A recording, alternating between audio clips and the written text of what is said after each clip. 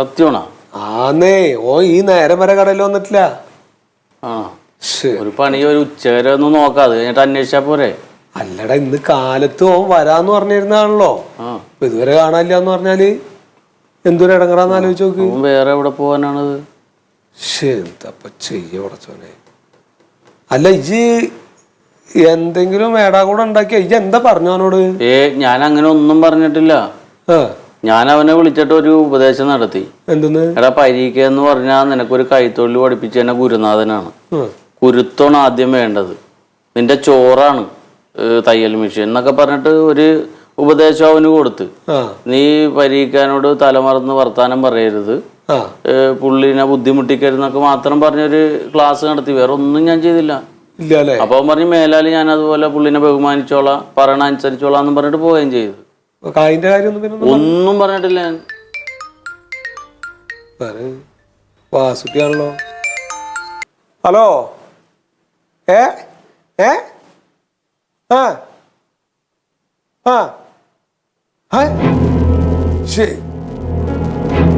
എന്താ ഇപ്പ എന്നിട്ട് പടച്ചറേ എന്താണ്?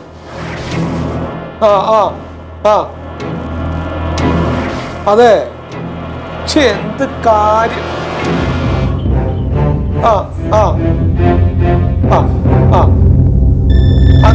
എന്നാ ശരി, എന്നാ വെക്ക്. ഞാൻ നോക്കട്ടെ.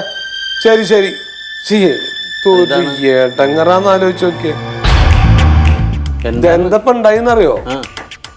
അവനതാ നമ്മൾ ഇന്നലെ പറഞ്ഞില്ലേ, മറ്റാ ഗോപാലൻ, കച്ചറ ഗോപാലൻ. ഓന്റെ അടുത്ത് പോയിട്ട് എന്താണ് ഇതിന്റെ ആശാന പറഞ്ഞത്, ഈ കണ്ണിയാണ്ട വർത്താനം എന്റെ ആശാനോട് ഇനി മേലില് പറഞ്ഞേക്ക് അന്നം തരണ ആണ്, എന്റെ ആശാനാണ്, അതാണ് ഇതാണൊക്കെ പറഞ്ഞിട്ട് ഓന്റെ അടുത്ത് പോയിട്ട് അങ്ങോട്ട് തട്ടിക്കേറിയെന്ന്. ഇവരെന്തിനാ അയാളുടെ അടുത്തോട്ട് പോയത്?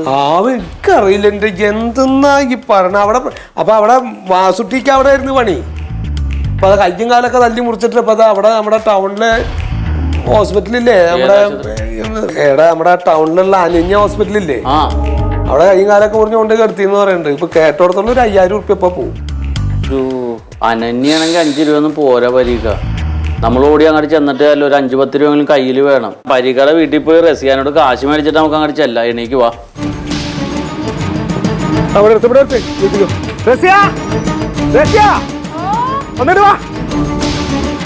എന്തൊരു ഏട്ടങ്ങറായി ചെങ്ങായി ഉണ്ടാക്കി വെക്കണ ഓരോ കാര്യം ആലോചിച്ച് നോക്കിട്ട് ഇന്ന് ആടിക്കൊഴിഞ്ഞ് വരാണ്ട് ഇങ്ങോട്ട് വാങ്ങി വേഗം. കുറച്ച് കാര്യം എടുത്തേ, ഒരു 10000 ഉറുപ്പ്യ കൊണ്ട് എടുക്ക് തൽക്കാലം. 10000 ഉറുപ്പ്യ? എടി, ഞാൻ ആശുപത്രിയിൽ നിന്നാ വരുന്നത്. ആ കുഞ്ഞുട്ടൻ ഏതാ കച്ചറ ഗോപാലിന്റെ അടുത്ത് പോയി പ്രശ്നം ഉണ്ടാക്കി കയ്യും കാലൊക്കെ തല്ലി തമ്പോറാക്കി ആശുപത്രി എടുക്കാണ്. പിന്നെ പറയാ, ഒരു 10000 രൂപ എടുത്തു കൊടുക്ക്. എക്സ്റേ വേണം, സ്കാനിങ് വേണം, അത് വേണം, ഇത് വേണം എന്നൊക്കെ പറഞ്ഞിട്ട് കുറച്ച് ആയിരത്തുണ്ടാ. അല്ല, ഓനിപ്പോ എന്താ അവസ്ഥ? എന്നോട് കഥ പറഞ്ഞിരിക്കാൻ നേരമില്ല. ഇയാൾക്ക് 1000 ആശുപത്രി കേസാണ്. ഒരു കാര്യം പറഞ്ഞ വർത്താനം പറഞ്ഞോണ്ടിരിക്കുള്ളത് വെച്ചാല്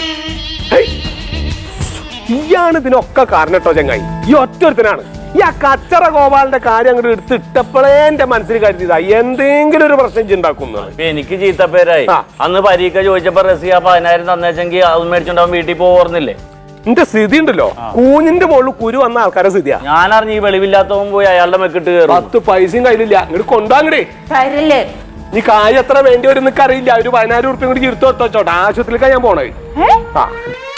ഒന്നാമത്തതേ, ഈ 10000 ഉറുപ്പ്യ അന്ന് അവനക്ക് ശമ്പളം കൊടുക്കണം നേരത്ത് തന്നിരുന്നെങ്കിൽ ഇപ്പൊ അവൻ നാട്ടിൽ പോയിട്ട് സമാധാനത്തിൽ തിരിച്ചെത്തേണ്ട സമയമായി. ഇതൊക്കെ ഈ കായ് എന്ന് പറഞ്ഞ മുതലുണ്ടല്ലോ, ആവശ്യത്തിന് ഉപകരിക്കാനുള്ളതാ. ഇല്ലെങ്കിലേ ഇത് പേപ്പറിന്റെ വിലയുള്ളൂ. ഇജ്ജത് ആദ്യം മനസ്സിലാക്കിക്കോ. എടുക്ക വേണ്ടി